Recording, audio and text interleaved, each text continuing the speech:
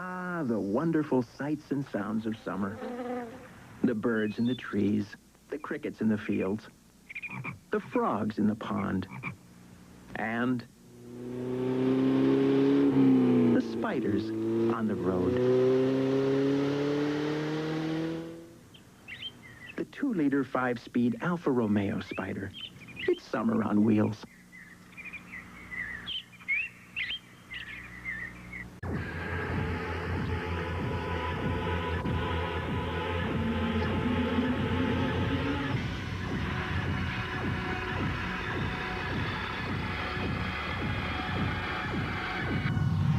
Right now are no doubt deep in thought over how long to stay on the wet tires, which do not work well on a dry track, and how soon they will have to switch over to the dry, slick tires.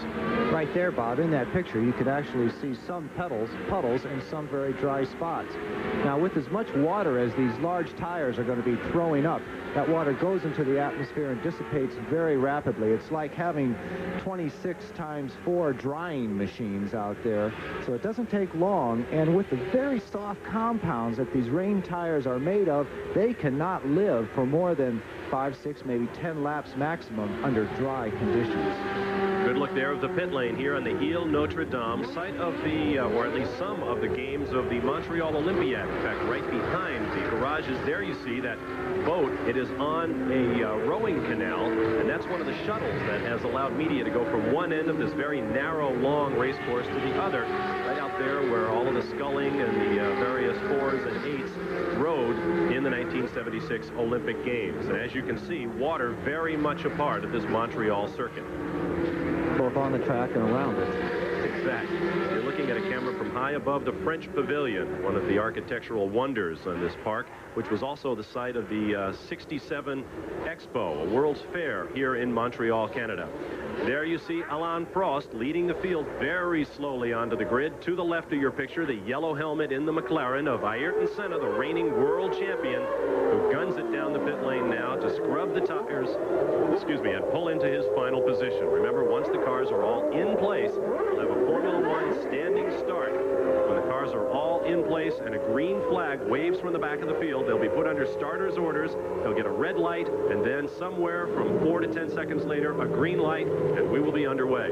An important thing is not to try and spin the rear tires with these wet conditions. The teams are out there with brooms, towels, mops, paper, anything to try and get as dry condition as possible under their particular car's starting place. You see debris blowing across the racetrack. The wind's been crazy here for days. There was another race held earlier in the day, and a lot of sedans went off the racetrack. There is dirt all around this racetrack at the various corners. The cars to the right of your picture are likely to have the better way. Now we're seeing yellow flags. It's Stefan Johansson. Stefan Johansson has his arm up, as does the Tyrrell driver Alboreto.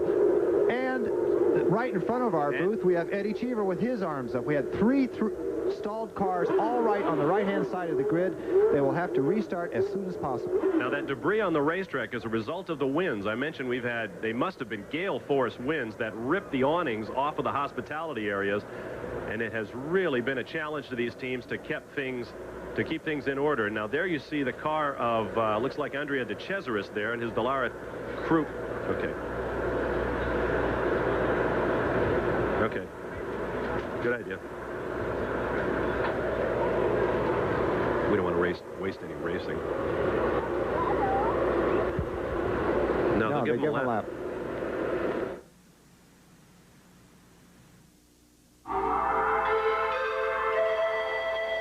In Montreal, Quebec, Canada, where the cars have rolled off the grid, and we're preparing for the start of the Canadian Grand Prix. Now, you see the puddles standing on the racetrack. The cars have already made one lap, and in preparation for a start, several cars stalled, so the mechanics came over the wall, got the cars restarted. Nobody changed tires, and there's a good close look at the condition of the racetrack, John. I expect these rain tires won't be on for very long. Well, one problem with the rain tires is that the compound is extremely soft. What you want to do is build up heat under wet conditions.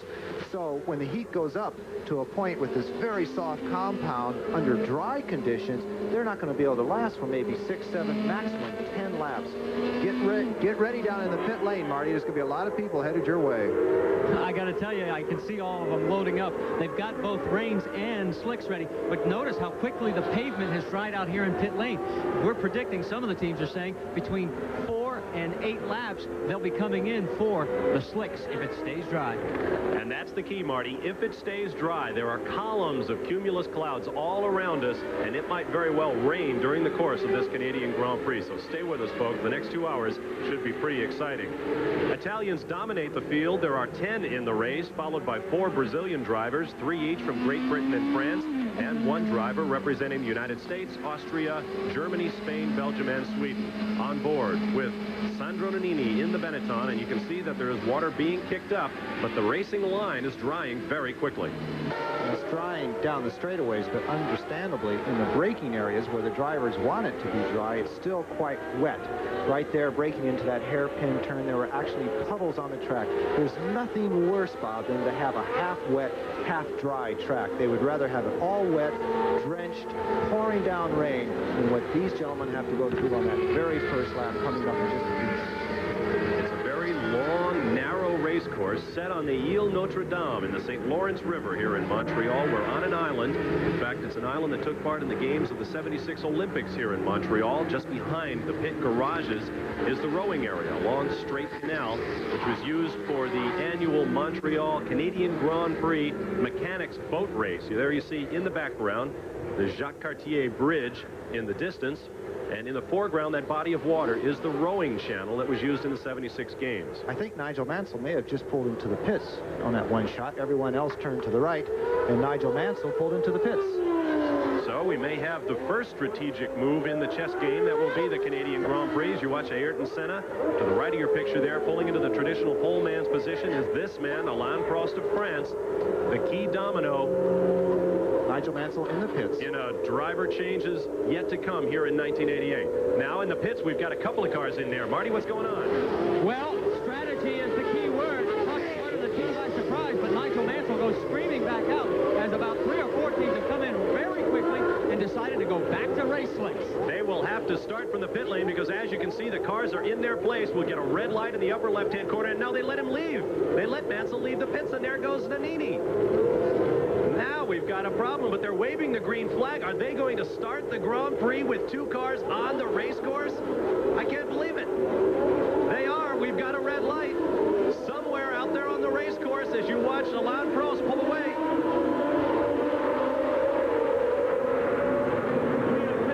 There you see your leader, Alain Prost, beats his teammate Ayrton Senna in the first turn, and now we've got all kinds of cars piling up. Looks like one of the Ferraris got a little bit sideways there as the drivers struggle with traction on a rapidly drying but still quite damp racetrack. And somewhere out in front of them, Nigel Mansell, who was supposed to start in the 5th position, and Sandro Nannini, who was supposed to start 13th. I can't believe they released him from the pit lane. Well, they're certainly going to be checking the rule books on that one. The pit lane has been closed, actually, officially, for the last 15 minutes. And how they ever let him through.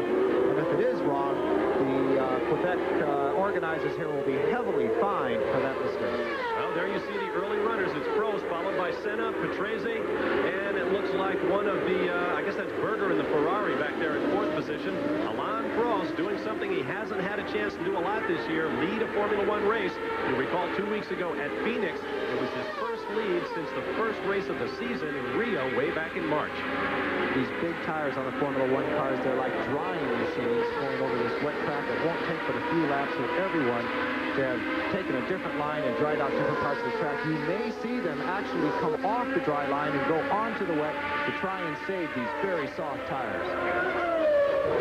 Alain Prost goes by, and now there's the young Spaniard. That is Sala in the Minardi. He has spun and made contact with the outside wall. I think he's spun one of the fastest parts of the track, although it looked like there was very little damage to the car, and he was walking away. Quite lucky man to have a spin at that particular part of the track and be able to get out with no serious damage to himself and the car. Excuse me. Front is the McLaren.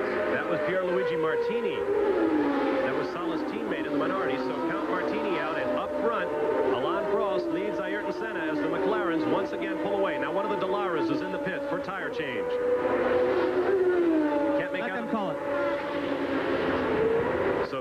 strategies developing rapidly here in Canada. But the two cars up front are still on rain tires. There you see the treaded tires on the wheels of Alain Prost of France, the all-time leader in Formula One victories. I have to emphasize, Bob, these tires just will not last. I know I'm repeating myself, but the entire pit lane is going to be very full here very soon. Outside of our commentator's booth, we can see everyone setting up, and it looks like a little bent left front tire there on the Tyrrell of Alboreto. I'm going to say that the pit lane is going to be extremely busy here in the next few laps. They're just not going to be able to continue this way. There you see Michele Alboreto in the blue and gold helmet pulling into the Tyrrell pits. Looks like he's got something a lot more serious than a mere tire change coming up. Well, remember, he crashed that car in the warm-up quite heavily. Now here you see Nannini being overtaken by the race leader, and I don't know how they're going to score this one. Well, Nannini has to be a brave man out there on the racing slicks because there still are puddles, and it only takes a few millimeters of water to make that car absolutely lift up. And here comes Senna sliding by, not sliding by, powering by his teammate. It almost looked like Prost had a problem. He does. He's going into the pits. Maybe not a problem, but just for a tire change. We'll see. The pit entry is on one of the most terrifying turns in all of Formula One. There you see Alain Prost pulling into the McLaren pits for his change to slick tires. Meanwhile, Senna has assumed the lead. And I was going to point out that Senna, of all the drivers in the field, got closest to his Friday time. As John mentioned at the top of the show, virtually all the qualifying times that set the grid were achieved on Friday. Quite unusual that they did not improve in the Saturday session, which was very windy and run under a threat of rain, and no one came as close to his Friday time as did Ayrton Senna. That's not good news for the rest of the field. Alain Prost makes his way back out onto the racetrack. Meanwhile, Marty is in the Tyrrell pits. Well, there's all kinds of oil all over the back part of the engine in the Michele Alboreto Tyrrell, and they are pushing it back into the garage. They haven't given up hope of getting into this race, but this is going to be very costly to their chances. John mentioned it earlier on that Michele Alboreto crashed this car, backed it hard into the wall during the warm-up this morning and knocked the wing off. Looks like maybe he disrupted some of the oil system on that car. Well, Bob, an unfortunate thing is that they waived the 4-hour rule this morning, and here we have Ayrton Senna coming around Nigel Mansell. So at the moment, you might have to say that the wets are still faster than the slicks because Mansell is on the slicks and Ayrton Senna is having an easy time for him. Now, the reason Prost came in and not both of them on the same lap is that there just isn't room for two cars in the pit at the same time. It's a managerial call who comes in when. Let's see if Senna makes another lap on the wet surface. He's going to come in and change to the dries. He's going to make another lap, Bob. Ayrton Senna is your leader, followed by Riccardo Patrese and Terry Boutsen. Williams running second and third in the Canadian Grand-Prix. And we'll be back, and we'll keep you updated on the pit action. Stay right there. What else can you do but shrug your shoulders, Eddie? Indeed, how do you slow the McLarens? Winners of 19 of the last 21 Formula One races. And they finished 1-2 here a year ago in Canada, but will not happen this year. Alain Prost has already retired his McLaren with suspension damage, as you heard. Tarquini went off in a much more spectacular fashion at the end of the front straightaway. Eddie Cheever has parked with mechanical problems. Michele Alboreto is out. Pierluigi Martini with a Minardi. Gerhard Berger's Ferrari also out of the race at this point. And the two men who started from the pit lane, that is, escaped the pit lane before the start of the race, Sandro Nannini and Nigel Mansell, are now shown as 5 laps down to the leaders. So we suspect they have been penalized for making that pit exit.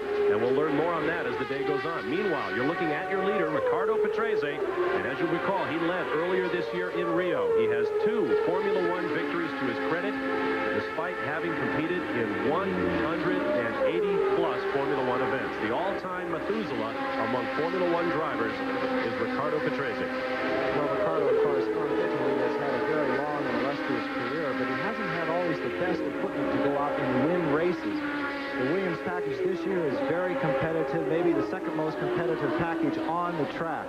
But he's still going to have to go out there and do something today to try and actually bring in another win. There you see a battle on the racetrack briefly between Philippe Alliot and looks like Derek Warwick. I believe Warwick, Alio, I believe, is a lap down, so Warwick is actually trying to pass him simply to move up the racetrack. Warwick shown in 4th position right now. There you see Derek making his way around. He had a Titanic accident at this racetrack a year ago at that very tight turn 13 section at the pit entrance that I mentioned a little bit earlier. He set the altitude record here last year, Bob. There was just a little bit of dirt thrown up onto the circuit, and he hit that dirt under braking, hit a curve, and he must have been 6 or 7 feet off the ground. Good look there at Derek Warwick, who beat Nigel Mansell in a golf game earlier this week and feels absolutely wonderful about that. Nigel, of course, a very good golfer. Derek getting a lot better as time goes by. You saw them trying to pick up the Martini wreck as the race continues. A quick look at the tail of your leader. Excuse me, not your leader at this point, Ayrton Senna, running in 3rd position. Things are really getting hectic out of here with all of the pit stops that we've had and the on and off rain conditions. It is not raining at present here in Canada, but it is very gray and it may come back at any moment. Well, during the last shower, Senna certainly had to have some hair-raising moments out there on the slick tires. Again, it only takes a few millimeters of water to raise these cars completely off the ground, and that is not a comfortable feeling when the front tires are literally off the ground, have lost all adhesion, even contact with the pavement. Very hard to steer. Now there's Terry Boutsen in the pits, meaning Riccardo Patrese has nobody between himself and Ayrton Senna coming up now, inheriting 2nd position. Terry Boutsen quickly flips that Williams with Renault V10 power back onto the pit lane and onto the racetrack. There is Senna making his way around in search of the leader, Riccardo Patrese. And the second he left the pits, it started to downpour again. And the Williams boys are setting up to bring in this race leader, Riccardo Patrese. They have the tires back out, ready to go. You can see them setting up there. They are the gentlemen in the yellow, blue, and red jumpers there. They have all their rain gear on. And behind them you see a pit stop going on with the Leighton House March team. I believe that was Mauricio Gugelmin in his pit because his teammate Capelli has already had some off-track excursions. Now we're back up to Mr. Senna once again, and the Williams team is just about ready to spring into action. I imagine we'll see the other car in. Now that is Pierluigi Martini's car. That's been sitting out there on the racetrack since the early going. That's not a new casualty of this race. They had to move it out of there, Bob. It was in a very bad spot, and race cars sitting on the side of a circuit are like magnets. Somehow they attract other race cars. Now let's keep an eye on this guy for a while. Ayrton Senna is on slick tires, and as we said, it is raining on the front portion of this racetrack where he is about to go right now. The acknowledged rain master in Formula One, who won his first victory at Portugal in 1985 in a downpour. He won races last year, the British Grand-Pri, you'll remember, under monsoon conditions at Silverstone. Hockenheim, a couple of weeks later, also run in the rain and then clinched his first world championship on a dampening track in Japan. There's Riccardo Patrese, his 182nd career Formula One start, and he has to know that right behind him is Mr. Senna. Oh, and we've got another car off. Looks like the other Minardi. This would be Luis Perez Sala, the Spaniard. I think that is the Minardi. It's a very fast right-hand corner there, and again, it was probably part of the track that has gotten more damp, and he simply came into that corner. It looked like the back end lost control. You'll see a replay. There he is, sliding sideways, no tires there whatsoever. You saw the right suspension taking all of that impact, but luckily he is sliding, he is moving. His helmet crashed against the back of the roll bar. That's one headache for him tonight. And so both of the Minardis are now out, and those are both of their new cars. That's all they've got, folks, and they have now wrecked them both here in Canada. You may have noticed in the background, and you will from time to time in our high shots, that there is sunshine out there on the racetrack. Now here are the March teammates. That is Capelli in front, Gugelmin behind, and it's a replay of an earlier incident. You see them skating around madly. Now you need to avoid each other here, fellas. Unlike our friends from the Dallara team, when Andrea de Trezeris pinched his own teammate Alex Cappy into the concrete at Phoenix 2 weeks ago. You have to watch out for your own guy, otherwise it's a real long walk back to the hotel after the race. Capelli, in that shot, it was interesting to watch because Capelli was the one slipping and sliding, and he's the one who just changed to the slick tires, and his teammate Gugelmin was still on the wets trying to find a way around the sliding car of his teammate. And there you see the interval. The leader, Patrese, went out of your picture. Now here's Mr. Senna, and you see he's sliding too. Even all of the Brazilian skills at 29 years of age, not enough to keep that car totally under control. make the top 5 right now. Patrese, Senna, Felipe Alio all the way up to 3rd right now in the Lola with that 12-cylinder Chrysler-supported Lamborghini engine. Derek Warwick from USF&G Aero's team running in 4th position. In 5th is Nicola Larini. And let's go on. 6th is René Arnoux in the Ligier, getting up there once again. 7th, Christian Danner. Alex Caffey runs 8th, and Andrea De Cesaris 9th. Terry Boutsen is in the 10th position. 11th, Jonathan Palmer. 12th, Nelson Piquet. 13th, Ivan Capelli in the March. And everybody else is a lap down. 13 cars on the lead lap at this point. I'll never forget the first time Ayrton Senna really made a big push into Formula One in a rain situation. It was at Monte Carlo many years ago. He was driving the Tolman team, which turned into the Benetton team. And he started quite far back on the grid and was all the way up to just about catching Alain Prost when the checkered flag went out, which of course caused one heck of a commotion in the rule books with Jackie Ickx throwing the checkered flag because of the absolute downpour. I still feel that Ickx did the same thing, and so did many of the drivers. Even to go on with that story, that's when the points for that win of Alain Prost were reduced to half points rather than full points, which really cost him the World Championship against Nicky Lauda. He lost it by a half point. As you watch Ayrton Senna and the little vortexes off the top of the wing where it says Marlboro in the back. As the air is compressed over that wing, it squeezes out the moisture, and we see it in the form of a little cloud. Patrese is your leader. It's an exciting Canadian Grand Prix, and it'll be back after this.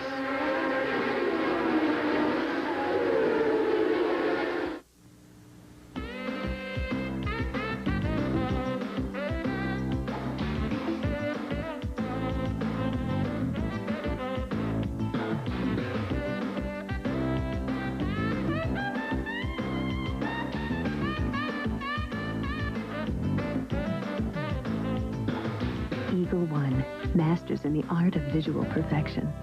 Eagle One's professional guide to auto detailing available now at participating retailers. Buying a car means asking yourself a lot of important questions. But the way we see it, there's really only one question that matters. The one we ask ourselves again and again when we were designing the 1990 Acura Integra.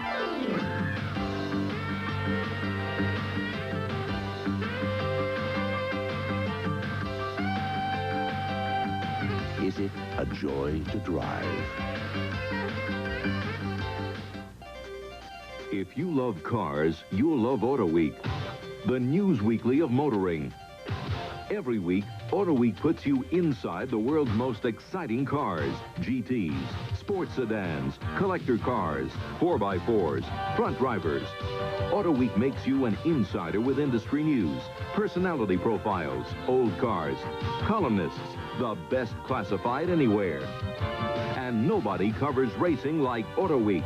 You get the fastest coverage of Formula One, sports cars, stockers, Indy cars. It's all in Auto Week, the news weekly of motoring every week. Call 1-800-554-3000 to get a full year of Auto Week at our special discount price. Just $17.25 for 52 issues, only 33 cents a week. You'll save 83% off the newsstand price. Call 1-800-554-3000. Let Auto Week put you in the driver's seat every week.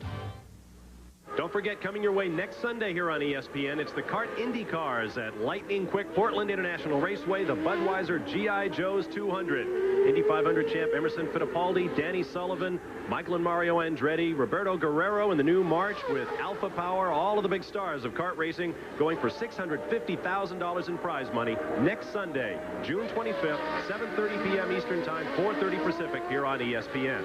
Back in Canada, Bob Barsha, John Visignano are with you. It is raining once again on the Canadian Grand Prix, and Marty has more from the pit lane. Well, you wondered what happened to Nigel Mansell in the Ferrari. It's not a breakdown this time. The word we're getting is that little incident at the beginning of the race where he ran out of pit lane before the race started. He has been disqualified. Now, the big question we're trying to track down for you is why is Sandro Nannini still out there? Because he did the exact same thing. Meanwhile, the rain is pouring down again down here. We'll keep you posted. Will you send me a pair of flippers? You may need an aqualung before this thing is over, Marty. It is really raining on the front side as you watch battles going on all around the racetrack. Stefan Johansson doing battle with young Italian Nicola Larini right there. And that is, I believe, the battle for 15th on the racetrack, although at this point, with all the pit stops we've had, I honestly can't keep track of who is in what position. Larini and Johansson in the Onyx going after it there. Let's just enjoy the racing. Now you see the cars tippy-toeing around. There is the arrows of Derek Warwick. He may be on the slick race tires, and you can see the puddles beginning to form once again on the racetrack. There is a lineup that looks like Andrea De Cesaris and the Lola of Philippe Alliot getting a little sideways, and Alex Caffey bringing up the rear. No, I got him backwards. Caffey's in front, and De Cesaris passes Alliot in the Lola. It's actually a very clean pass. I think Alliot let him by. Alliot is certainly having some handling problems there, slipping and sliding. And when you have Andrea De Cesaris that close to you, it makes everyone a little bit nervous. It's maybe better to have him in front of you than behind you trying to get by. There you get a good look at Derek Warwick, who's had some real tough luck. Remember, he contacted Andrea De Cesaris at Phoenix 2 weeks ago and dropped out on about the 4th lap. He has had a tough time in the first few races of the year after a glorious run in Rio, and he is looking for important points here in Canada. And I'd have to say my strategy as a driver would be to just keep my car off of the walls, off of the other cars, out of the grass. Just stay on the racetrack, and you're likely to pick up points here as we look at a replay of De Cesaris' pass on the Frenchman Alliot. Alliot definitely said, go ahead, Andrea. Just have it for a while. I'll follow and wait for you to do something wrong, and then we'll see who's the most clever person in half-wet, half-dry conditions. The sparks off the titanium bump strips on the bottom of the car. Now we switch to Riccardo Patrese, still shown as your leader. Second position is Ayrton Senna, 2.6 seconds in arrears, although we don't see him in the picture right now. If we get a chance watching our Canadian feed, we'll try to get some idea of how far Ayrton Senna is behind. By my unofficial reckoning, we have 15 of the 26 starters still in this race. And of those, 13 are on the lead lap. As you get a good close-up look there at Riccardo Patrese of Italy. Riccardo Patrese, a man who also has somewhat of a reputation for being the rain master, which is a real credit to a Formula One driver. Some of the greatest drivers in the dry couldn't do anything whatsoever as soon as the first drops of rain come down, and some drivers actually do better. Hans Stuck was one of the most fabulous rain drivers. Of course, he was so darn fast. He always made some mistake over the hour-and-a-half period and didn't finish so well, and locking up the brakes. Now, you see what happens there. He goes from the wet to the dry. The dry just locks that brake up. The tire grabs and throws the whole car off. Now, it's the most difficult thing to drive in these half-wet, half-dry conditions. Now, these three are just... The survivor of this pack is really going to be a brave man, back and forth. And that's Andrea De Cesaris and his teammate dicing away in these very slippery, sliding conditions. Alex Caffey putting a pass there on Nicola Larini with De Cesaris waiting his turn. This is your leader, Riccardo Patrese, and we got a brief glimpse of the McLaren Honda behind them. Ayrton Senna running in second position and doing so very quietly at this point. Your leader, Patrese, is on the wet rain tires, and it is still raining here. This man, on the other hand, I believe is on slick tires. And so it is a real demonstration of driving skill for Ayrton Senna to stay in contact with the leader, Patrese, who has the wets. You can see around that corner, Bob, just physically how much slower Senna was. I don't know how far back there Warwick is in third place, but man, and Senna has to be in absolute misery out there at this point. They brought him in early. They thought they were going ahead and have the advantage by switching to these absolutely treadless and somewhat less sticky, and have a somewhat off going through the grass is a little agricultural racing. Again, that was that pack of three. That is the Lola, the Lola car going off through the grass. Alliot out there in the green grass of the Ile Notre Dame in Canada. And Alliot having his hands full, still showed in 8th place, but he dropped a couple of positions with that little excursion. Now Ayrton Senna making his way around as once again the skies open on the front straightaway here. Whoa, and a little twitch there for the McLaren. As you said at the top of the show, the McLarens are not invincible, and especially in a dice roll situation with this weather, they may have chosen the wrong tire or the wrong time to change the tire. All around this circuit, they have huge cranes. They're very expensive to sit there for 4 days, but they can literally go ahead and pick up all the damaged equipment and set it on the other side of the guardrail. There aren't that many gates or fences that they can take these cars through on wreckers, so they have to have these numerous cranes sitting at every corner around the circuit to go ahead and just pick the cars up and put them down and out of harm's way. Ayrton Senna making it very wide on that particular corner. Again, he's got to be in trouble.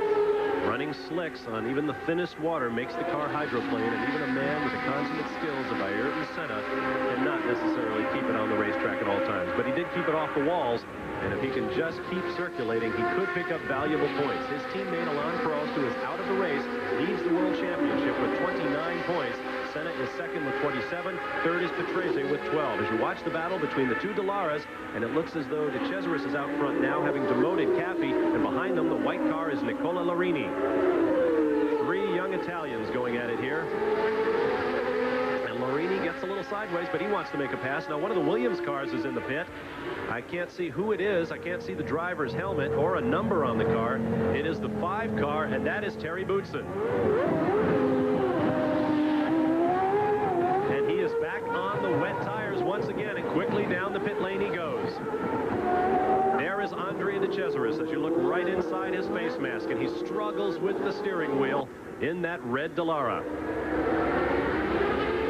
Here's another look at the scene we saw a moment ago, as first De Cesaris, then Caffi, and Larini go up the backside. Looks like Larini recaptured the 6th position, that is, from Caffi, so move Larini up into the points. The top 6, the men who earn points on a 9-6-4-3-2-1 basis toward the World Championship, are Riccardo Patrese, Ayrton Senna, Derek Warwick, Alex Caffi, Andrea De Cesaris, and Nicola Larini as they stand right now. Larini is doing an outstanding job. The fact that his car has a terrible misfire. Every time he comes by here, you think he can't make it another 100 yards. So he's doing an excellent job to keep up with that group. There's Derek Warwick making it through his favorite turn here in Canada, one where he very nearly drove the car into the ocean last year. And you can see the splash set up by the car. He's catching the McLaren, Bob. Right in front of him is Ayrton Senna from Brazil, current world champion. And we've been watching for the last few laps. Senna is now just dead slow out there. Let me ask you, John, why does Senna not pit at this point? It is his decision, I take it, whether to put on the rain tires again. Well, if they go back and forth on the radios, Bob, and Ron Dennis is down here talking to him on every lap. And still, right there, you can see in that picture, parts of this circuit are dry. They rolled the dice, and they're going to keep the dice out there as long as they can. If it turns dry, everyone who is on reins is going to have to come in, and that would put this gentleman from Brazil back in the lead. But Derek Warwick's all over his gearbox. Derek would love to do nothing more than pass the current world champion into 2nd place. There he goes, Derek Warwick down the inside. Senna's not going to let him through. He really should have, because for sure that McLaren has to be slower. Derek Warwick learned from Phoenix not to push it. Sit there and watch it. He went ahead and pushed it down in Phoenix, and it took him out of the race on lap 8, and what could have been a podium for him. Now let's see what Derek Warwick does. If he waits, sooner or later, Senna will have to stop because it continues to rain here. We'll watch and see if Senna doesn't stop this time. Down in the stadium section, hard right-hand turn. Now, if the cars were at speed, they would go all the way off to the right of your picture over the white line. Obviously, because of the reduced speeds in the rain, they won't be doing that. And the advantage to them is fuel. All of the drivers, to a man, were worried about fuel here in Canada. The cars rev for a long time. Your foot is down most of the time, accelerating out of turns, and you use a lot of fuel here. And Senna goes straight off to the pits. So Senna is now in the pits. He'll make a quick right and left-hand turn, and then come on into the McLaren pits, and nobody does it better. Let's go to Marty. Well, guys, you are absolutely right. They were gambling, hoping that the rain would stop again and that they would be out there on slicks when everybody else would come in. Well, the gamble didn't work, and now Ayrton Senna has his work cut out for him again. Well, let's see if he can do what he did a year ago in Japan when he ran on a dampening track, came from the back of the field past 13 cars, caught his teammate Alain Prost, won the race, and with it clinched his world championship. There is your leader, Riccardo Patrese. 2nd place, Derek Warwick, as high as we've seen the Arrows team this year. Andrea De Cesaris presently runs 3rd. Larini is 4th. Alex Cassie 5th. Rennie Arnoux up into 7th position as you watch Ayrton Senna pull off once again. Derek Warwick runs 2nd, and we'll be back to... Mom, what's rocket fuel made of? Look it up, dear. Look it up, dear. Stay tuned for a free offer from Encyclopedia Britannica. Come taste the adventure. Come reach to the sky. Come feel the excitement of who, what, where, why. Open Britannica. Explore and you'll find that living the moment can capture your mind. To find out out more about Britannica for your child, call toll-free 1-800-544-1000. and we'll send you this free booklet. And just for previewing Britannica in your own home, you can get this 3-volume desk reference set absolutely free. So call this number now. There's experience for a lifetime in Britannica. Call now. On ESPN Speed Week at 7:30 Thursday, highlights of NASCAR racing at Pocono and the Formula One race at Montreal. Speed Week, the racing coverage you deserve on ESPN.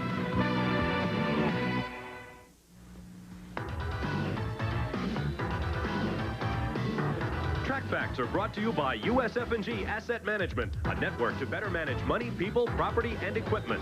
In Formula One racing, a lot of our attention is devoted to this half of the car, and for obvious reason, it is the power plant, the heart of the machine.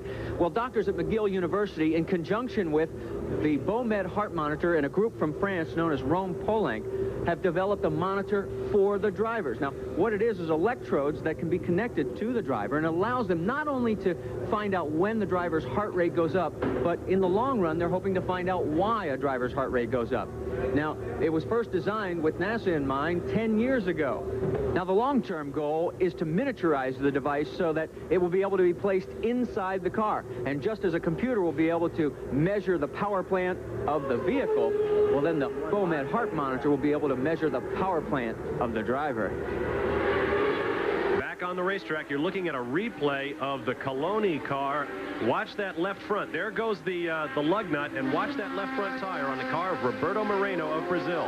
Well, you won't see it, but that tire eventually did depart, and Moreno is limping around out there on a tricycle. It has to be a very bad picture for the gentleman who was working on the left front corner of that car to see the lug nut spinning off. They have safety pins in these cars that should actually have kept the lug nut on and let the tire go ahead and wobble, not totally freeing itself, but it must have been on there so long that it broke through the safety pins.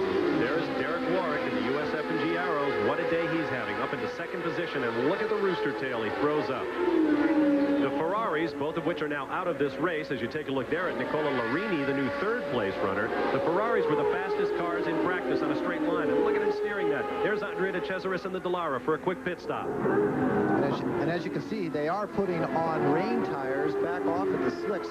That's one of the reasons that De Cesaris was slipping and sliding so much, but now he has the grooved rain tires back on, and that pack of 3, which I thought was totally going to destroy one another, have been spread out a little bit now. We have Tracy first, Warwick second, Larini third, and then Andrea De Cesaris before he stopped was 4th.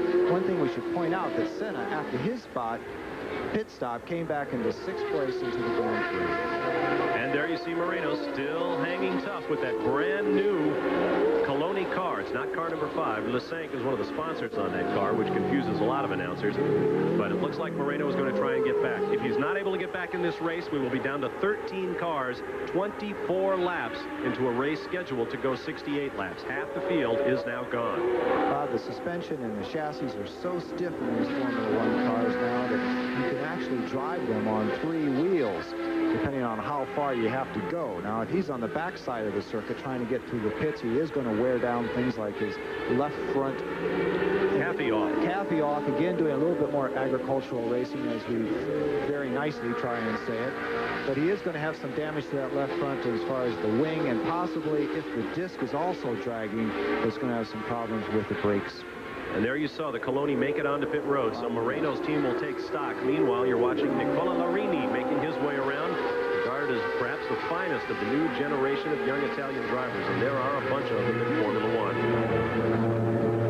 There you see Roberto Moreno, the lightest man in Formula One, soaking wet with his uniform and his helmet and his driver's shoes. He weighs about 139 pounds. Very small gentleman, but of course that is an advantage.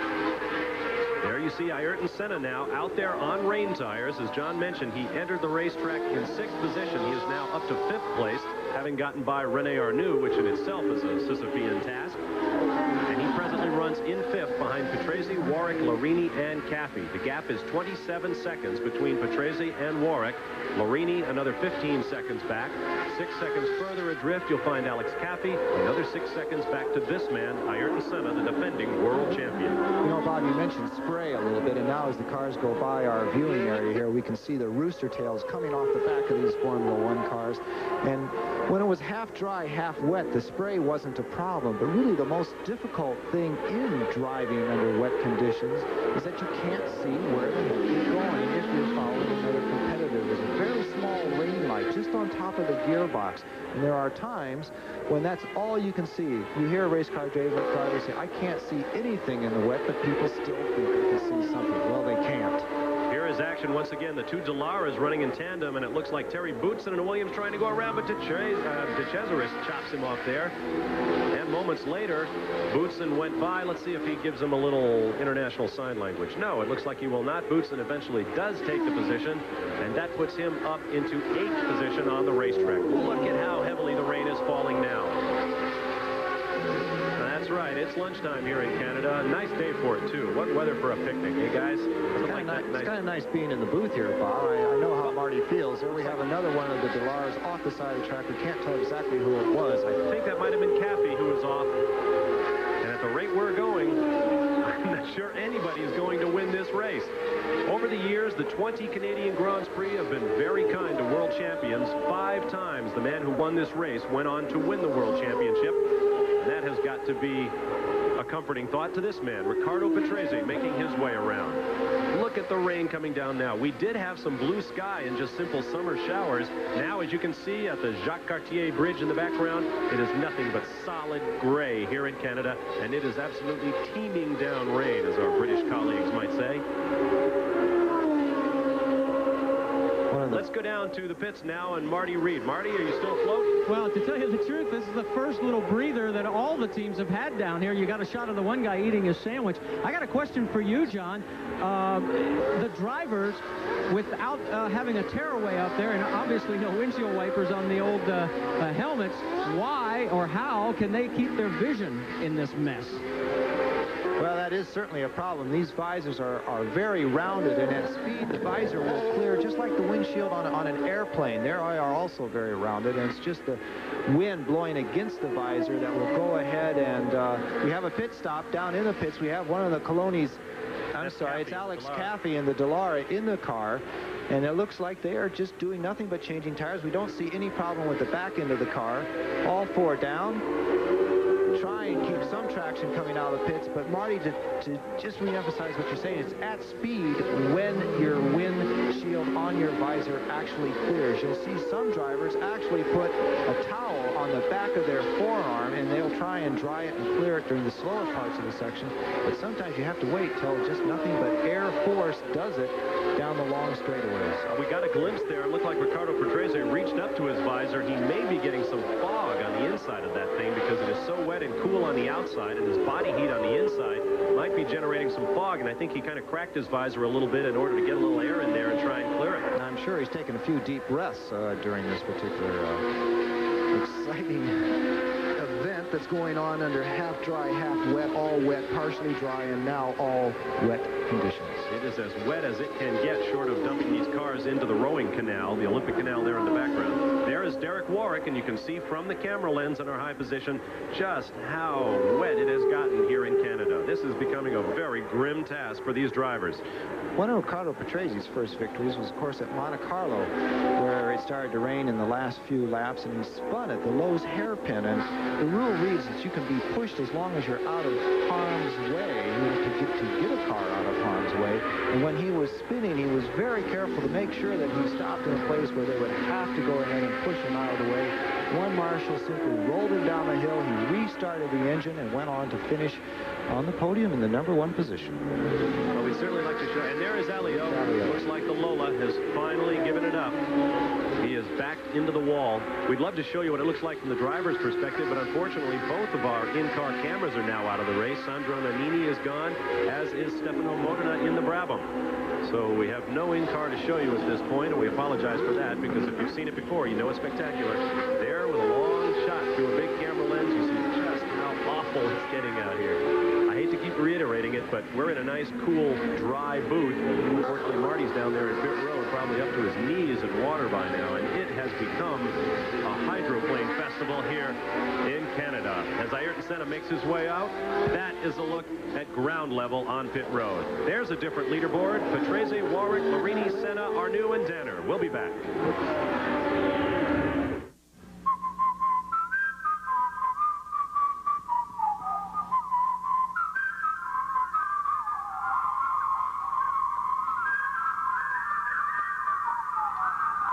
As your company's assets grow, so does the job of staying on top of them. What you need is a network to better manage money, people, property, and equipment. USF&G Asset Management.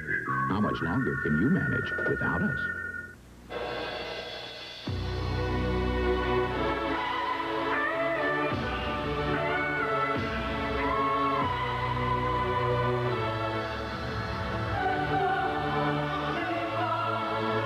Introducing the 1990 Acura Integra, an automobile that can make getting there considerably more than half the fun.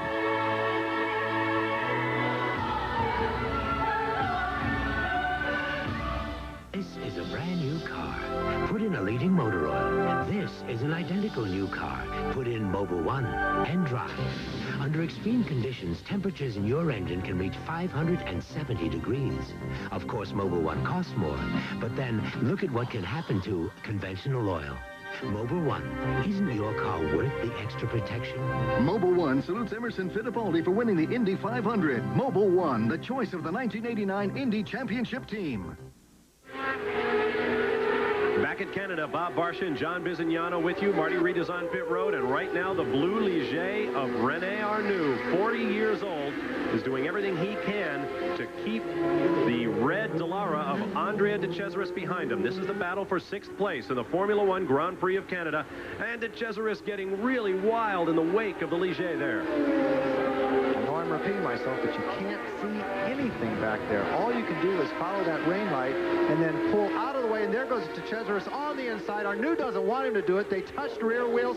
Arnoux is being pushed over in the guardrail, but de Cesaris, these are the two biggest, I hate to say it, but both of these people are considered the two biggest crashers in Formula One, but they somehow got by one another.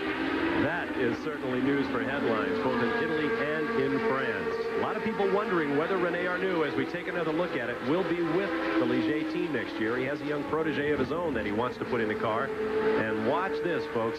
Two of the most dangerous men in Formula One. One another. Oh, my gosh. You don't want to touch wheels in these open-wheel cars. It'll bounce you in the air quicker than anything. Now, here's a replay of the incident between Larini and Moreno. Looks like Larini missed a shift or something, and Moreno cruised on past. Nicola Larini with a problem out there. We'll have to see if we can pick him up on our Canadian feed and find out whether Nicola Larini is still effective at this point. The young driver who had the engine problem that we were talking about earlier, when an exhaust cracks like that, the longer you're out there with it, the bigger the hole gets. And at one point, it throws the engine so much off song that you can start burning valves and everything else on that particular cylinder. We have our leader in the pits, down in the Williams pits. We go to Marty Reed. Well, Riccardo Patrese, race leader, into the pits, and I'm looking at the tires, and you're absolutely right, John. He's got them down very, very thin from running them a little bit too hard when it was semi-dry. But now he's got fresh rubber, and he's back underway. But he is underway too late. I know Ayrton Senna has gone by, and I assume Derek Warwick has as well, so that pit stop is going to cost Patrese the lead as he makes his way back out onto the racetrack. Now, here is an incident that happened moments ago. As you see the Real of Christian Danner getting really sideways there, and there is the Lotus to the left of Nelson Piquet. Haven't called his number much today. He is the man everyone is wondering about. The rumors, as Marty mentioned, are flying that Nelson Piquet's days with Lotus may be coming to an end. That because of the bad season they're having, they may try to move him out of that seat, buy out his contract, and put their young English test driver, Martin Donnelly, in the car, and at least let him start to get some Formula One experience before the year is out. There is Derek Warwick, who by my unofficial estimation should be leading the race at this point. Good news for Derek. I have to say that is the first time an Arrows Grand Prix car has ever led a race. They've been racing now, I believe this is their 11th season. The only time that they ever led a race before, we'll have to ask our great statisticians about this, but they qualified on pole position once with Riccardo Patrese in Long Beach, and they led for about the first 100 yards of the Long Beach Grand Prix. But right now, Derek Warwick has led a full lap in the Arrows A11. Well, would this be a boost for the Formula One season to have the Arrows car win a race? In fact, if you eliminate the McLarens from the scoring this year, the first 5 races of the year would have been won by 4 different drivers with 4 different teams. But because Alain Prost and Ayrton Senna have had 4 victories in the 5 races this year, guys like Sandro Nannini and Riccardo Patrese have been kept off of the top of the rostrum. What a thing it would be if Derek Warwick, just going out of your picture to your left, there's the interval back to Ayrton Senna. If Warwick can just hold on, he's got a long way yet to go. And behind him, the fastest man under adverse conditions in Formula One, probably the fastest man under any conditions in Formula One, Ayrton Senna.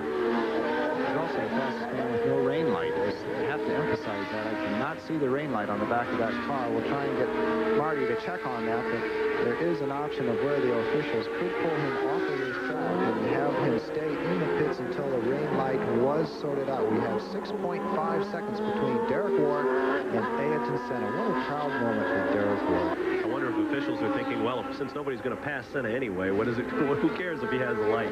Nobody's going to overtake him. Nevertheless, you got to play by the rules. It certainly would be ironic to have Senna, who has run afoul of the rules before. I recall a Rio race a year ago, and he was black flagged for starting his backup car under improper conditions and ran all the way to 2nd or 3rd place in that race before they finally DQ'd him. So it's not out of the question. There you see the Real, I believe, Christian Danner going out on the screen to the left, being followed by the race leader, Derek Warwick. And certainly when he passes his pits, he'll be given information that Ayrton Senna is 6.5 seconds behind. Oh, and there's Dr. Jonathan Palmer in the Tyrrell, who has come adrift there.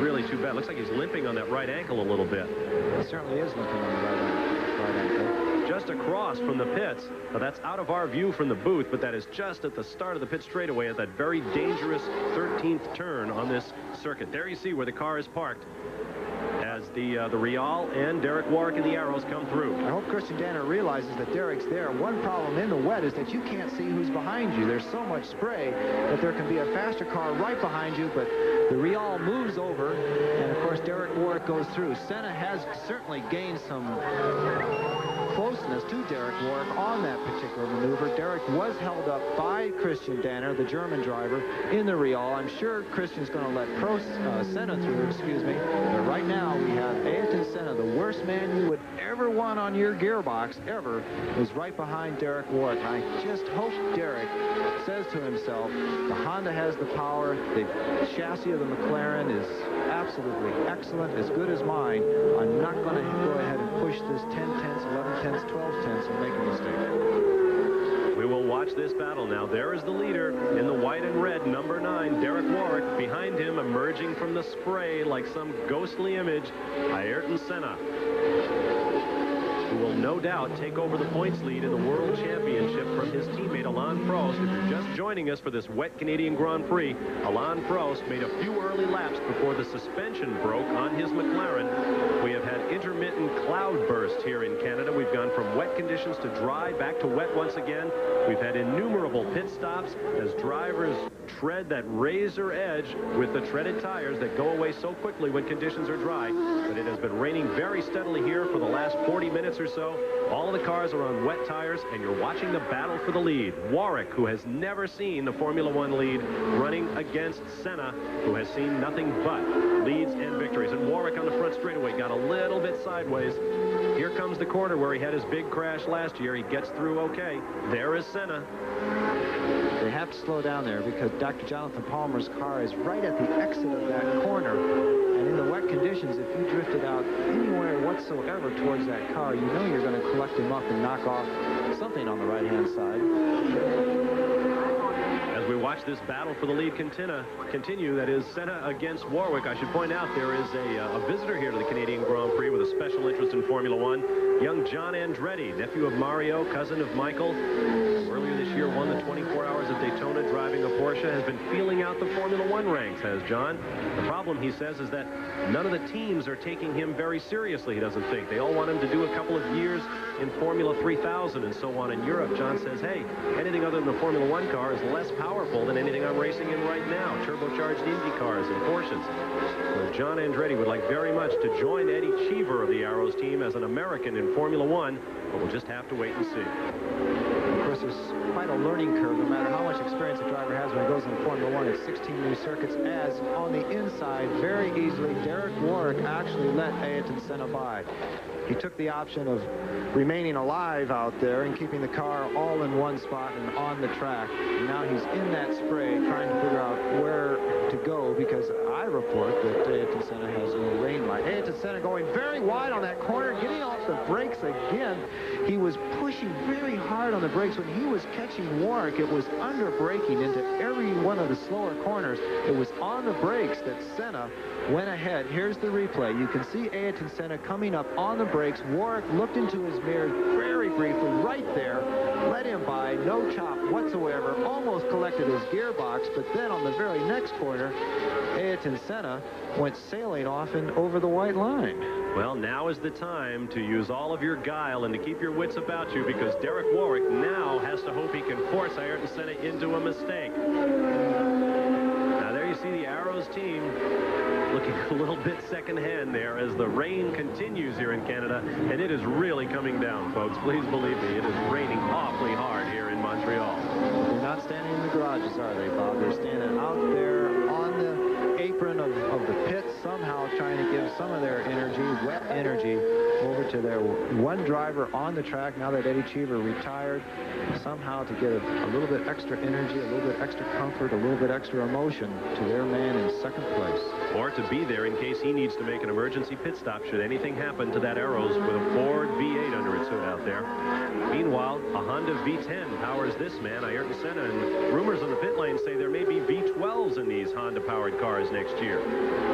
That they may go from 10 to 12 cylinders in their thirst for more power, more fuel efficiency, better power-to-weight ratio, better revs. There's Terry Boutsen of Belgium, shown right now in 4th position. He has had quite a dramatic afternoon. He has spun a couple of times. There you see him twitching under acceleration in the Williams. It's the most frightening experience a race car driver has to face with these exact same conditions. Not only the track conditions, but the visibility is zero. As you can see, when these cars pass behind the spray of another car, you go absolutely into a total washout. Here's a couple of guys who know each other well. Rene Arnoux in the blue car to the right of your picture. Nelson Piquet, the 3-time world champion, in the yellow Lotus to the left. Huge rooster tails as the water is thrown into the air by the treads on these rain tires. Looks like Piquet looks to the inside, but Arnoux drifts across. This is how he gets his reputation.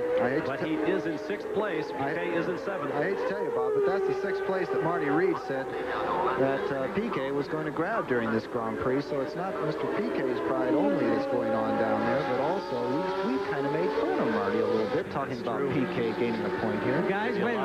Wet crow being eaten. What, Marty? Come on. What do you have to tell us? I don't want to take credit too soon because it's still too early, but I don't know. It just seemed to me going into this race that he really had something to prove. And attrition, of course, I don't think any of us expected to be quite this high, but I think he'll keep his nose clean and keep charging for it. Well, my hat's off to you, Marty. If you pick Nelson for 6th place here and he gets it, that is a big surprise to me, because people are speaking out loud about it now, that Piquet needs to have a mechanical advantage. Has to know that he has a car capable of beating everybody in order for him to drive well. And he hasn't had that with the Lotus team this year. And as a result, some of his performances have been perceived as lackadaisical, as though despite his $6 million salary, he doesn't really care about what he's doing in the last year of his Lotus contract. Nevertheless, he is out there now with rumors that his time is numbered. Oh, and looks like Arnoux got a little bit wide there. Same place. Amidst the rumors that Piquet may not be back next year, he is performing well, and Derek Warwick is on the grass. After a run in the lead and doing so well, he's unhooking the helmet, and it looks like Derek Warwick may be done. Let's see if this replay shows us what happened to him. He's already got his visor up. Parking it. The fire went out of the Arrows. What a shame after a glorious run, even in the rain, for Derek Warwick. Warwick of Great Britain. And this man, Ayrton Senna, is your leader. He is no longer challenged by Warwick. That makes the gap 20 seconds back to Riccardo Patrese, running in second position. We'll be back to the Formula One Grand Prix of Canada in a moment. There are a number of ways to get a safer ride, like always fasten your seat belt. Seat belt? And never ride on worn shocks and struts. They can allow your tires to lose contact with the road, resulting in a loss of control and braking. Get a new set of Monroe Gasmatic shocks and struts. They help your vehicle hold the road. Hey, I feel safer already. So do I. For a smoother, safer ride, America rides Monroe.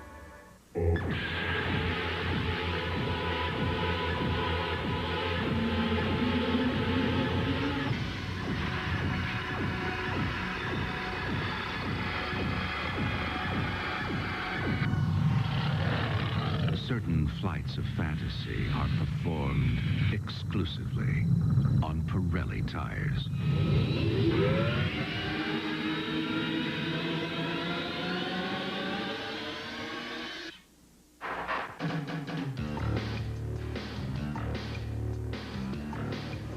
He always concentrates the best.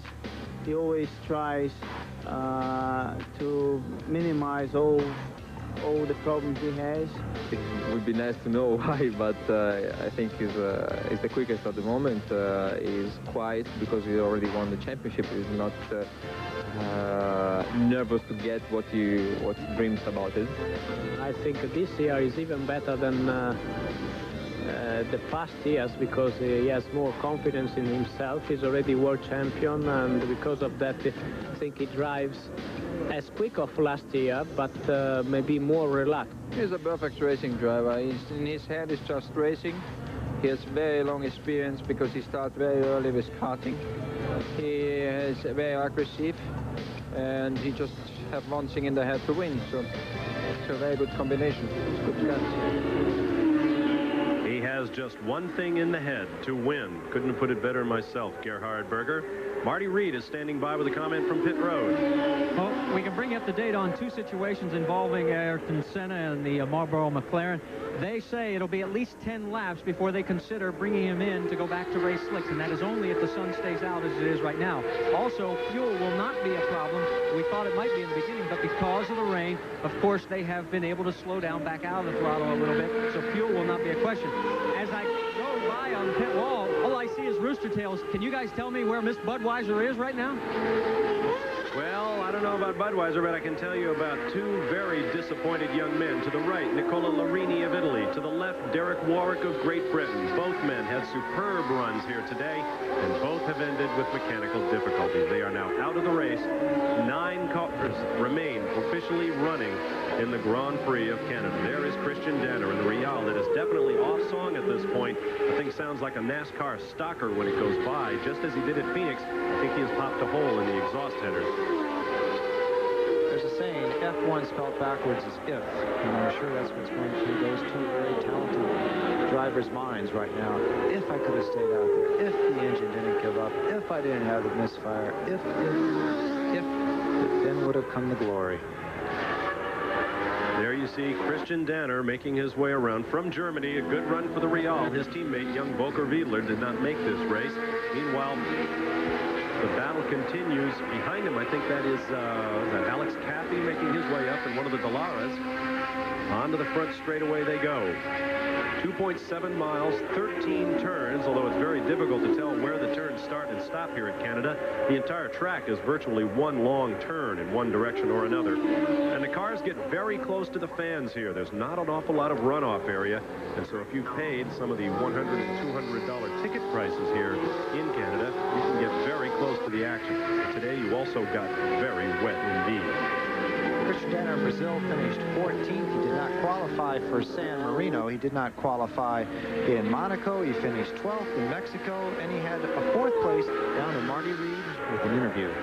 Well, Derek Warwick has made the longest trek in auto racing back towards pit lane, and Derek, what put you out? Well, Ayrton passed me out the back, and when he come by me, my engine just stopped. I don't know what it was. just stopped, and that was the end of it, end of the story. I got to tell you, you brought everybody on the team. We were right there at the time. They were on an emotional high when you were in the lead, and then when you dropped out, it was just like all the air went out of the balloon. Well, you know, I mean, the problem was maybe we should have stopped for new wets, because my wets were looking very poor because I kept them on for so long. But the car ran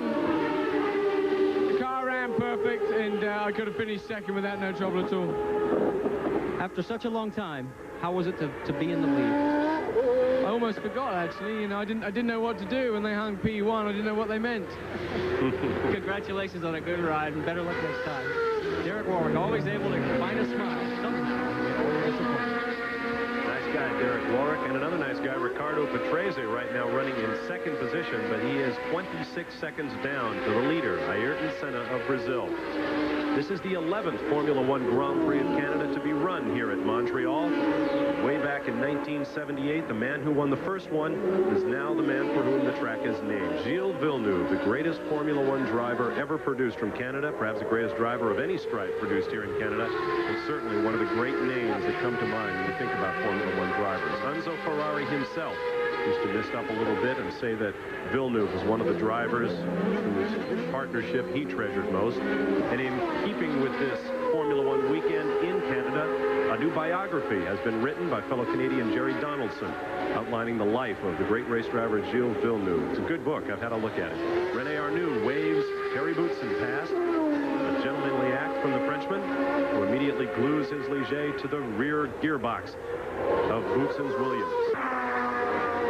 Another rumor down the pit lane this weekend was that Renault is 99% sure to be exclusive. We have De Cesaris has spun, looks like on a straightaway. He has the engine going back in gear. He's very good at bat turns. He did an excellent bat turn after coming in contact with Derek Warwick at the U.S. Grand Prix. But when they spin like that, what you have to do is disengage the clutch, because when you're going backwards with the clutch still engaged, it will cut out the engine. The engine will stall. So the first thing you have to do when you spin your car is to put in the clutch, and that also releases some control and handling. But you want to keep the engine running, so these cars have any kind whatsoever. You either have to do on a hill or something has to give you a push if the engine does die, and even then they're hard to restart. So the number one thing is to get the clutch down during the spin and to go ahead and keep the engine running so that you can hopefully rejoin without too much time lost. There is Nelson Piquet. You got a quick look at Terry Boutsen, and now here is Piquet. And although it looks very dark out on that part of the racetrack, the sun still shines on the pit straightaway. But at this point, after all the weather we've had this weekend here in Canada, I'm not putting anything aside. I think there may be rain out there, sunshine in here, another tornado or whatever it was we had yesterday. Certainly seemed like one. With the Jacques Cartier Bridge in the background and the Olympic rowing basin, you see the yellow Lotus of Nelson Piquet presently shown in 5th position. So Marty is not going to look quite like the great Carnac. He had Nelson picked for 6th, even though you and I didn't pick him at all, John. It looks as though Nelson is going to get himself by far his finest performance of the year thus far, his previous best, an 11th, and his only finish in 5 races to date. Couldn't come at a better time, I'd say. Let's get another weather report from Marty Reed. Well, guys, the bad news down in pit lane again is that the rain has come back, and there are now, by our count, only 9 cars running it. This may be survival of who can slosh their way to the end. I'm wondering, we've got, looks like Danner has spun the Real out there on the backside, and he can't do a bat turn, get this one straightened out. He's going to have to be pushed backwards. I hope he hasn't damaged that right front. There's right up against the barrier. The marshal out there saying just hold on, all the yellow flags flying all around the car. They're trying to back him up. Looks like all 4 corners may be straight. Christian Danner just trying to hold on to that 7th position, hoping that he can grab the last point in 6th. Well, it looks as though it is not to be at the moment. Arnoux occupies that spot. There's Andrea De Cesaris now firmly in the sights of the race leader, Ayrton Senna, coming up quickly in the number 1 car. And Senna quickly takes a wipe of his visor and makes his way around. We are now within 20 laps of the finish of the Canadian Grand Prix. Stay with us. Objects that become classics of contemporary design not only perform their functions well, They excite the senses, even stir the emotions. A recent example is a piece that's been added to the collections of over 1 million Americans. Ford Taurus, design that has captured the imagination as well as the road. See your dealer now for low financing or special savings on 89 Ford Taurus. There's a rough road ahead with no end in sight. Quaker State engines don't know when to quit. Quaker State is quality engineered to exceed every single American, European, and Japanese car maker's U.S. requirements for maximum engine protection. So pistons are protected from friction mile after mile. Valves are protected from wear year in, year out. That's why Quaker State engines run strong and run long. Quaker State engines don't know when to quit. The big Q stands for quality. Always has, always will. The next race on our ESPN Speed World Formula One calendar comes your way from Le Castellet, France, the Paul Ricard circuit. It's the great French Grand Prix, Sunday, July 9th, 12 p.m. Eastern Time. Excuse me, 12 p.m. That's noon Eastern Time, 9 a.m. Pacific Time. And there you see Christian Danner has taken into the Tulies once again. Well, there's an old saying for the next couple laps because there's another spin in your future. Christian Danner, again from Germany, he's from Munich, Germany, loves to go skiing. We actually tried to host him a couple times out in Breckenridge, Colorado for a few days of skiing. He's promised me this winter he will definitely be coming because the snow in Europe hasn't been worth anything for the last few seasons. But Christian Danner, a fine gentleman, has a lovely girlfriend also from Munich. And one of his favorite things to do is raise cats. Raise cats? There you see Riccardo Patrese still shown in second position, and in fact he is beginning to close the gap a little bit on the leader Ayrton Senna. It was 27 seconds just a couple of laps ago. It is now down to 20 seconds as Riccardo Patrese still has not given up hope here in Canada. Just in front of him you see the car of Nelson Piquet shown in 5th position. Only 3 cars now on the lead lap. Senna in first, Patrese in second, Boutsen in third, all running on the same lap. Also in rain conditions, there's less stress on the engines, there's less stress on the chassis. Of course, there's a lot more stress on the driver, but some of the problems that have shown up in these, we know, V10 engines over the last few Grand Prix have mostly been due to heat problems. And of course, with the low outside temperatures here that we're experiencing all weekend long, none of these problems have shown up. There have to be perfect engine running conditions for these very tenuous 3.5 liter 625 to 660 horsepower engines. That's about the only thing that's good for wet running and cool conditions are engine temperatures. One thing Derek Warwick said, he says, I got into the spray of the McLaren and the engine quit. And this is total speculation, but when you get into that spray, there's a tremendous amount of water being sucked into the engine compartment through those scoops that you see right over the driver's heads. Those are scoops that let air down into the normally aspirated system. It's a ram air effect at high speed, and there's so much air going down in there that, as I say, speculatively speaking, he could have had an electrical problem due to a large intake of moisture after sitting in the rooster tail of Ayrton Senna for a few laps. There is Terry Boutsen, presently shown in third position, trailing car on the lead lap.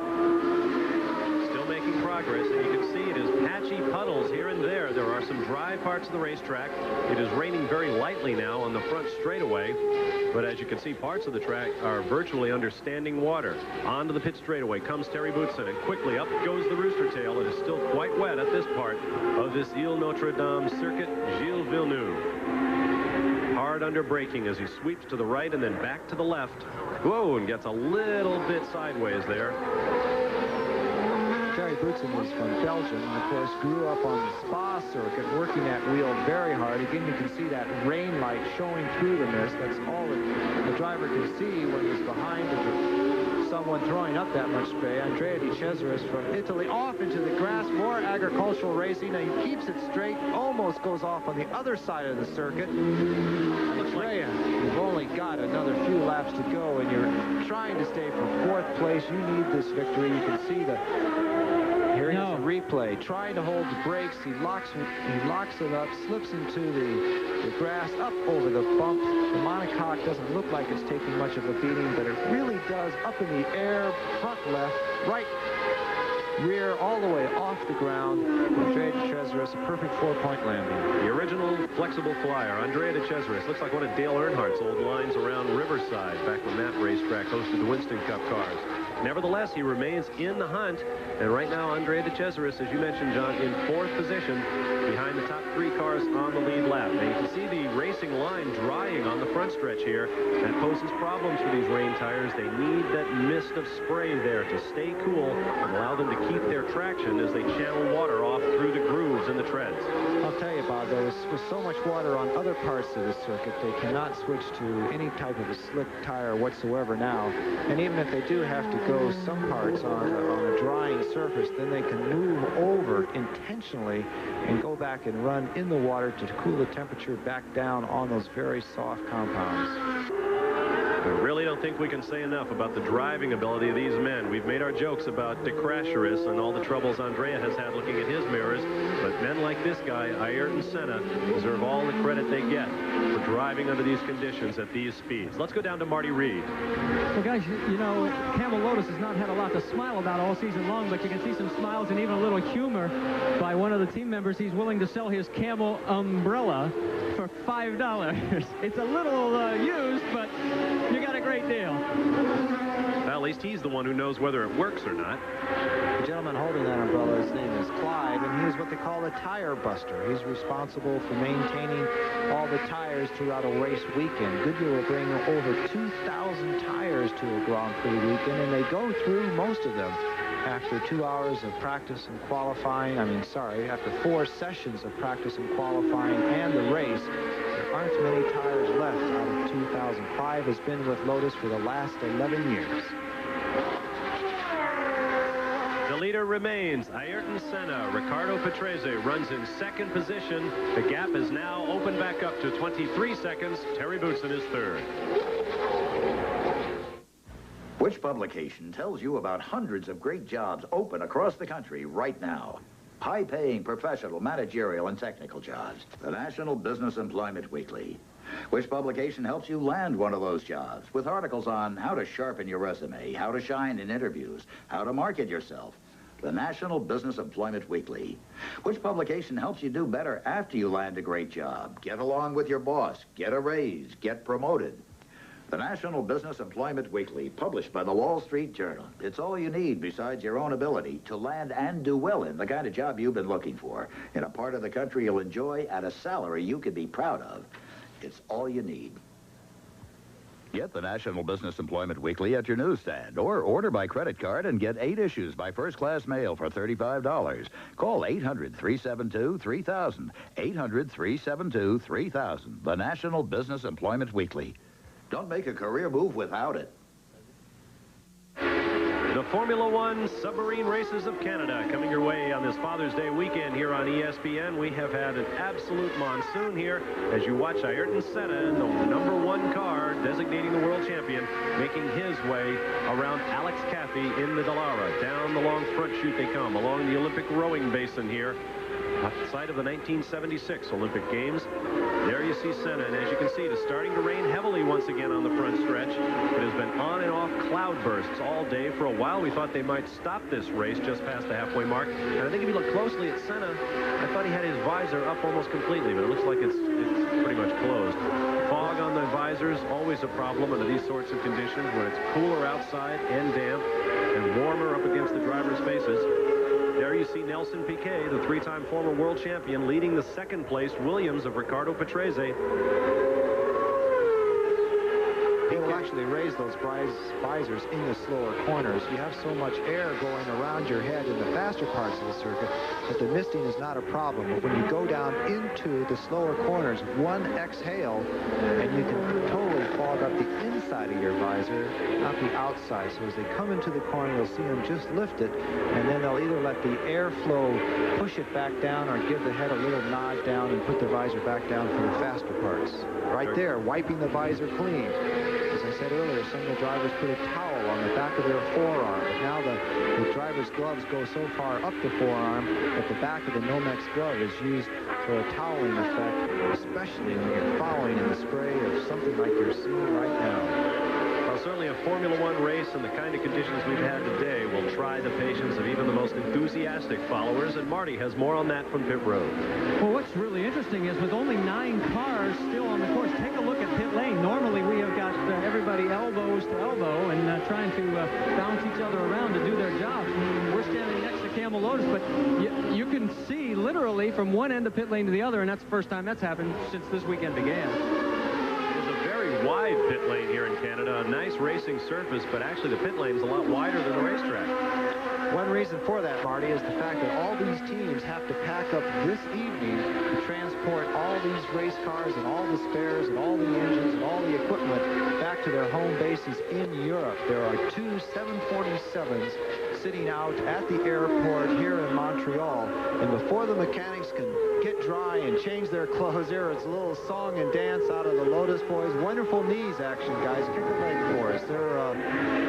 There's no boredom in this race whatsoever. I can see that. But what they have to do before they can have their first beer or sit down and relax or even get dry clothes on, every bit of equipment has to be fully packed and accounted for, so that if you're out of the race, the teams have already cleared the pit lane and are busily packing up for the long flight back to Europe.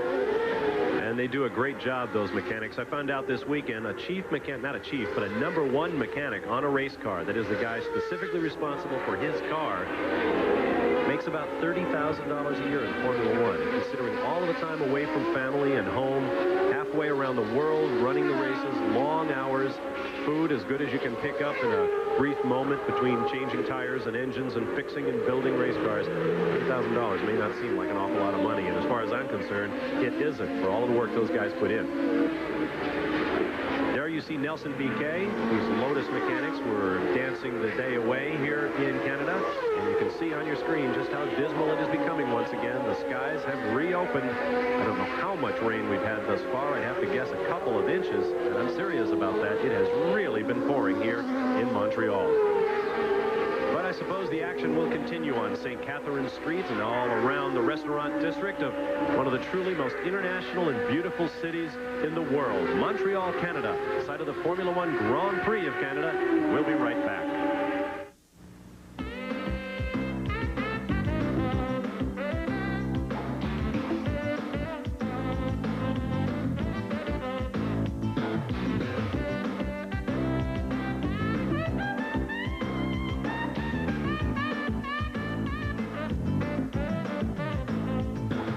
Eagle One, masters in the art of visual perfection. Eagle One's professional guide to auto detailing available now at participating retailers.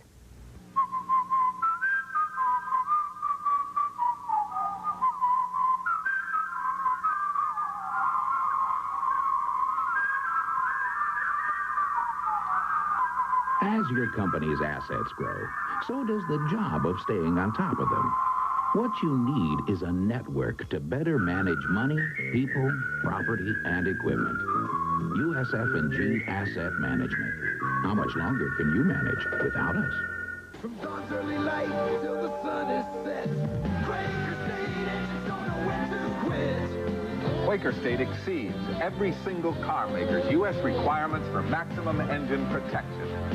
That's why in Atlanta, Georgia, the engine in every fire truck, every police car, every Atlanta city-owned vehicle is a Quaker State engine. The big Q stands for quality. Always has, always will.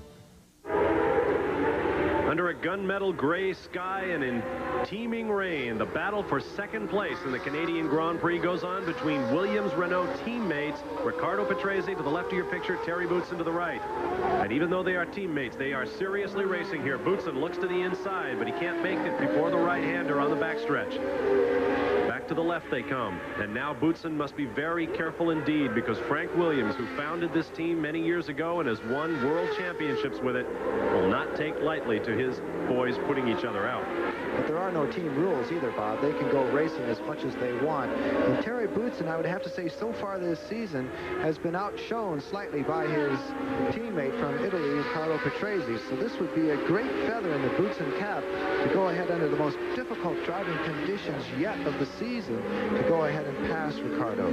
Boutsen has had mechanical problems in qualifying so far this season that have limited his performance in getting a good grid position to go ahead and score as many points as his teammate has. Patrese in the last two races, Boutsen coming to the inside, but Riccardo says, no, you have to get a little closer, and Riccardo goes wide on the braking, and Boutsen slips through. Riccardo lets the back end come out under acceleration and actually pulls alongside. They're actually pushing one another. In the dirt goes Boutsen.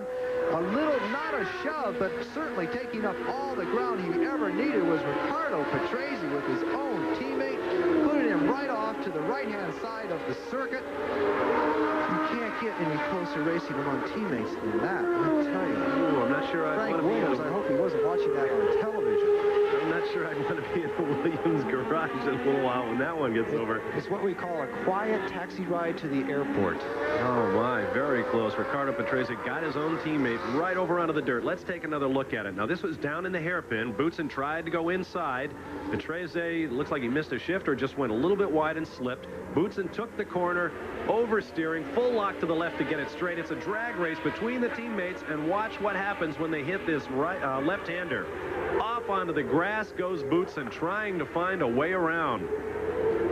A very level-headed racer is Boutsen, and normally so is Patrese, but Riccardo Patrese has been known to get a little aggressive at times. Recall a couple of years ago when he ran a brake test on young Englishman Julian Bailey and popped his car about 5 feet in the air by allowing the two cars to bump wheels at slow speeds. He was actually fined for that maneuver. He was trying to teach Julian a little bit of respect for more experienced drivers. I believe that happened in Spain and Portugal, and they had it on replay, and the officials fined him $5,000 for just giving a little bit too hard of a nudge in too much of a dangerous situation. And watching these two cars before we went to break, it seems like Patrese can get the power down a little bit more.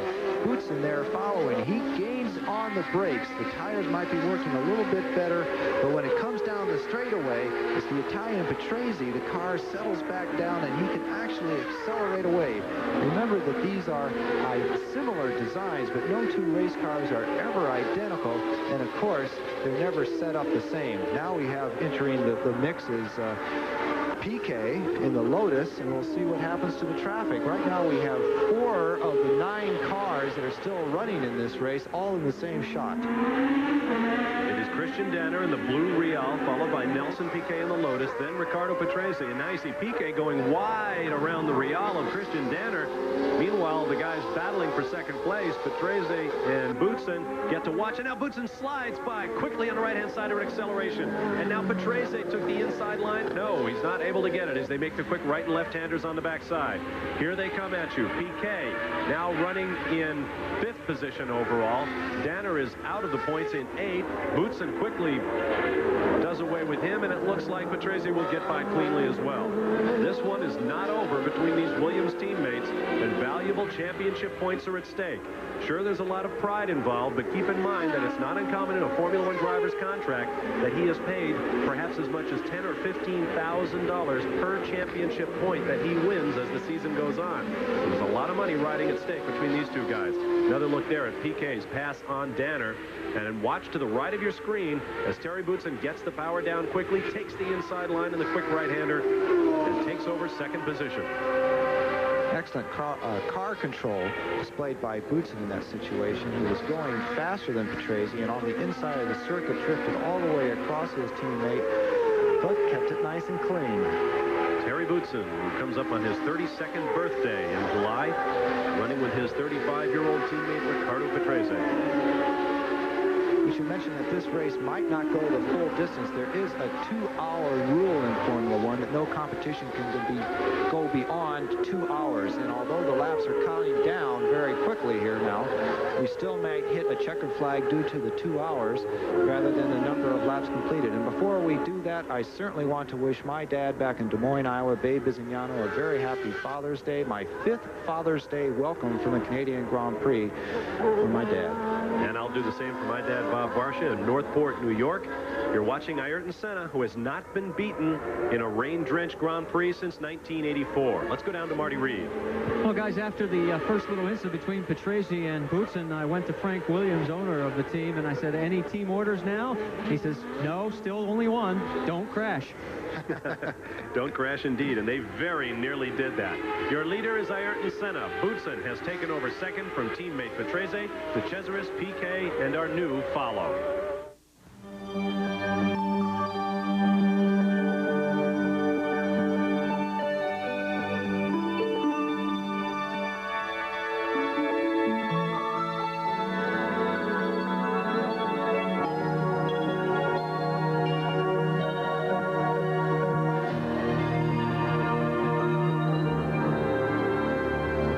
See your dealer now for low financing or special savings on '89 Ford Thunderbird. From Rocky Mountain snow to Florida sun, Quaker State engines don't know when to quit. Mine's pushing 250,000 miles. Quaker State engines run strong and run long. 95,000 miles and no problem. Quaker State is quality engineered to exceed every single car maker's U.S. requirements for maximum engine protection. This car's new. I'd be stupid not to use Quaker State. Quaker State engines don't know when to quit. The big Q stands for quality. Always has, always will. Finally, a perspective on how it really feels to do cocaine. From the inside. Through the haze and the mist and the rain in Canada and the Ile de Notre Dame in Montreal, you're looking at Roberto Moreno as he throws the right hand in the air. That means I am no longer under power, and it was a very close moment there for Terry Boutsen as Moreno almost got back onto the racing line. You saw the white flag in the background, Bob, and this is the car stuffed into the tire wall. A bit of a parking lot there at the moment, but that white flag indicates to the drivers that there is a crippled vehicle ahead and to take extra caution. Of course, the problem was the white flag didn't come out in time for Boutsen to see it, but everyone else behind Boutsen would have been aware that the Moreno car was slowing in their path ahead. And that leaves us now with 8 cars still running in the 21st Canadian Grand Prix. Senna is your leader. Boutsen and Patrese follow in second and third. There went Andrea De Cesaris in the 4th place car. Alex Caffey follows in the 7th place machine. The fewest finishers ever in a race before this one in Canada was 10 back in 1979. So we have already reset that record, and it remains to be seen in the few minutes remaining in this race whether or not we'll actually have 6 cars all finished to take the points under the checkered flag. It has been quite a day. Alain Prost broke Ayrton Senna's consecutive pole string, but broke 2 laps into the race with suspension difficulties. Since that time, in the continuing on and off downpours we've had today, virtually half the field was gone by 24 laps into this 68-lap race. And as you can see, cars continue to fly through standing water on the Circuit Gilles Villeneuve here in Montreal. It's interesting to see if Terry Boutsen is actually going to go ahead and push by Nelson Piquet. I think Boutsen is quicker on the circuit, but he's not being threatened by his teammate anymore, who you can just see in the same shot there coming into the corner. And Boutsen may be just trying to take it a little bit more comfortable than he was before he was running flat out with his teammate. He realizes that he only has a few minutes, not laps, to go. And as this battle continues, Piquet, trailed by Boutsen and Caffey, will take a quick timeout and return for the conclusion of the Canadian Grand Prix in a moment. You're alone. You're frustrated. You'd like to meet someone, but you don't have the time to look. Well, if you're near a phone, you're only a phone call away from America's Party Exchange. Dial 1-800-US-PARTY. The Party Exchange lets you talk live with up to 7 exciting adults 24 hours a day. You can even record your own personal profiles and talk live with the person of your choice, one-on-one. 1-800-US-PARTY. No surprise phone bills. The 95-cent per minute charge appears on your credit card statement. America's Party Exchange. What are you waiting for? You told me about the great jobs in the National Business Employment Weekly. And the help in landing them, and doing better on the job. So I really owe my new job to you? Well... Thank you, sweetheart. Get the National Business Employment Weekly at your newsstand, or order by credit card and get 8 issues by first-class mail for $35. Call 800-372-3000. 800-372-3000. The National Business Employment Weekly. Don't make a career move without it. What drama at the Canadian Grand Prix. You see your leader, Ayrton Senna, having pulled off with apparently a blown engine in that McLaren Honda. Hands on hips. He has come from virtually from the back of the pack after stopping for tires and made his way to the lead, had a comfortable lead of some 20 seconds over this man, Riccardo Patrese, who has since been passed by his teammate Terry Boutsen. And at this point, the order has shuffled once again. What a day for Ayrton Senna. The first indication we had that is that the whole Williams team opposite our booth went straight up in the air, clapping and cheering before they had it on camera. It came through the headsets of their radios that now they were leading the Grand Prix. Terry Boutsen now leading this Grand Prix. He only led his first Grand Prix ever was in Mexico 2 years ago, and now if the big F1 spelled backwards if does not hit him as it did Derek Warwick and Ayrton Senna, he could be headed for his first 9 points in his first Grand Prix victory ever. Oh boy, what a few moments now for Terry Boutsen, who has had so much trouble this year. As you see, the dejected Ayrton Senna making his way back. He will not score points in this race. He can't believe it, Bob. He can't believe it. He's got his hand over his face. He says, I fought back twice. I passed everybody. I had virtually lapped 3/4 of the field, and here I am walking home.